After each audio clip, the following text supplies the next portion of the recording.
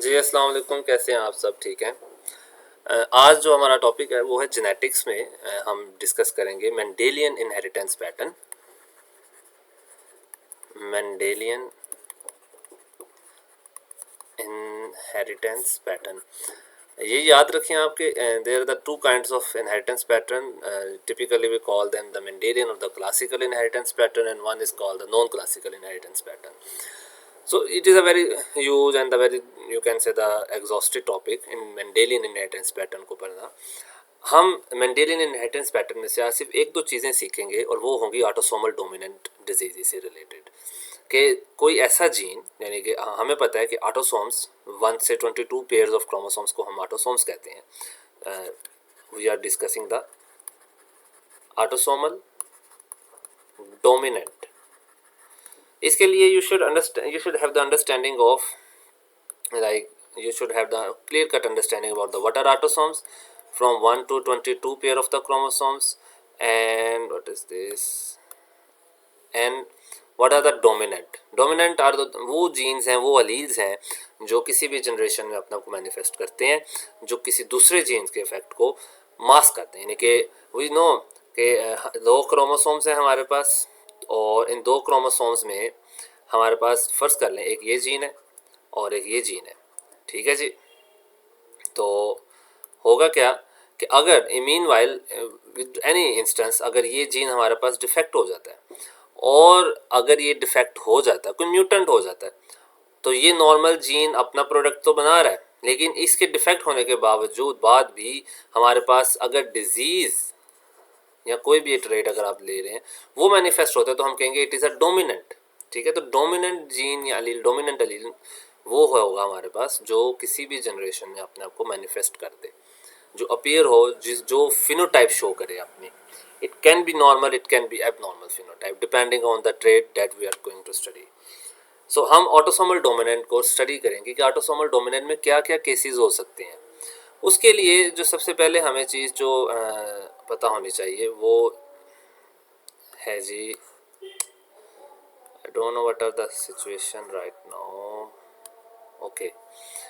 So now let's suppose हम first करते हैं जी, हम एक डिग्री फर्स्ट करते हैं. मार्फन सिंड्रोम की हम एग्जांपल ले लेते हैं.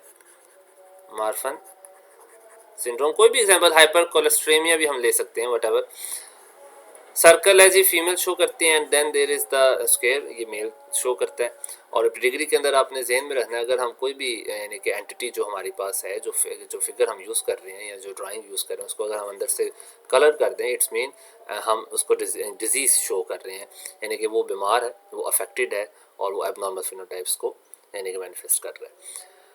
अब हम फर्स्ट कर लेते हैं जी, let's change the colour. There is a chromosome and there is also a chromosome, और हम फर्स्ट कर देते हैं दिस इज़ ऑटोसोमल डोमिनेंट. तो लिहाजा सारी बात है, अगर कोई एक जीन भी डिफेक्टिव है और ये जीन डिफेक्टिव है तो ये मैनिफेस्ट करेगा बीमारी.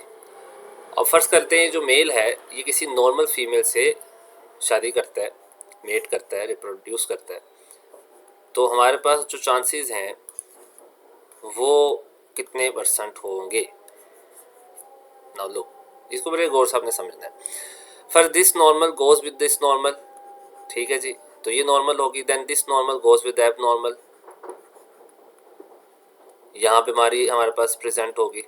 ठीक है, मैनिफेस्ट होगी. Then this normal goes with the normal, तो ये नॉर्मल होगा. Then normal goes with the abnormal, तो ये भी डिजीज होगा. अगर हम जब तक ऑटोसोम्स की बात करते हैं तो यहाँ पे हमारे पास यानी कि सेक्स का कोई चक्कर नहीं होता, कोई जेंडर का इशू नहीं होता. जो भी हमारे पास प्रोजेनी होगा वो male and female equally effect होते हैं उससे. जैसा कि अब हम देख सकते हैं इस जनरेशन के अंदर, दिस इज़ द जनरेशन 1 और यू कैन से F1, इसमें हमारे पास मेल फीमेल इक्वली अफेक्टेड है. तो क्या रेशो है जी हमारे पास यहाँ डिजीज की ऑटोसोमल डोमिनेंट में, हमारे पास डेट इज़ 50% चांस.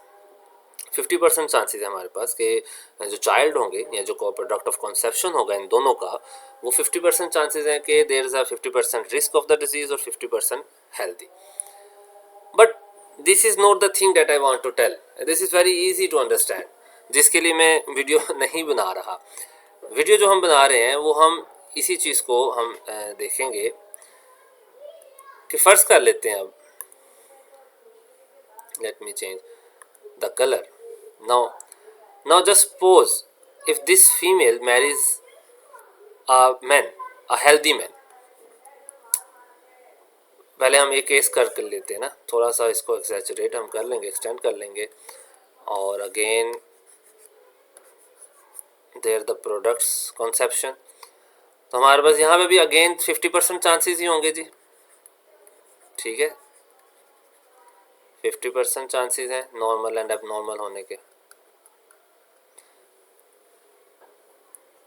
ठीक है। यहाँ पे भी हम देखते हैं मेल एंड फीमेल 50% चांसेस हैं कि हमारे पास डिजीज़ अफेक्ट होगी, यानी कि जो पर्सन चाइल्ड हैं वो होगा। इसमें एक चीज़ आती है, मैं यहाँ लिख देता हूँ। एक तो हमने पढ़ा डोमिनेंट, एक हमने रिसेसिव देखा। अब हम ऑटोसोमल डोमिनेंट में एक चीज़ देख रहे हैं। ऑटोसोमल डोमिनेंट में जो हमने चीज़ देखी वो ये है कि अब अगर ये मार्फन सिंड्रोम है और हमने देखा जी इस जनरेशन में बीमारी थी, इसमें भी है, इसमें भी है, तो ऑटोसोमल डोमिनेंट में जो हम चीज़ ऑब्जर्व करते हैं वो ये है कि जो बीमारी है, जो डिजीज़ है, it could be manifested at any level, at every stage, at every generation. Her generation पे वो अपने आप को मैनिफेस्ट करेगी। ये है वो चीज़ जो तकरीबन हर किसी को मालूम होती है और हम पढ़ते भी हैं। लाइक अगर मैं अब आपसे ये पूछूं कि एक कपल है और they are suffering with the autosomal disease, out of one couple, a male or the female suffering with the autosomal disease, what could be the probability of the disease manifesting or the affecting to the child in the next generation or the progeny? So the answer should be 50%. Remember this thing कि answer उसका 50% होगा। हम इस चीज़ को अब side पे कर लेते हैं और हम एक दूसरा सिनेरियो चेक करते हैं, इसी को हम थोड़ा साइड पे करके अंडरस्टैंड करते हैं। अब फर्ज कर लें आप, हमें पता है फिलहाल ये जो फीमेल है ये नॉर्मल है, ठीक है, बल्कि फीमेल को अभी छोड़े आप, let me change the colour. Now just suppose if she marries a male, about him we are definitely sure कि ये नॉर्मल है, हम डेफिनेटली श्योर हैं जी कि ये जो बंदा है ये नॉर्मल है। बट वट इफ हम ये नहीं जानते ये फीमेल नॉर्मल है, इसकी जीनोटाइप के हम नहीं जानते, फर्ज कर लेते हैं हम, फिलहाल मैं इसको अरेज करता हूँ।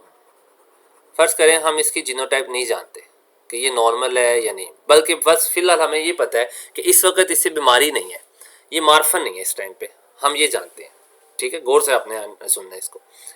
तो क्या होगा जी हमारे पास, अब फर्ज कर लें आगे जो भी ऑफस्प्रिंग आते हैं, गौर से सुनना है जी आपने। देखिए अभी हमें इसकी जीनोटाइप नहीं पता और मैं ये कह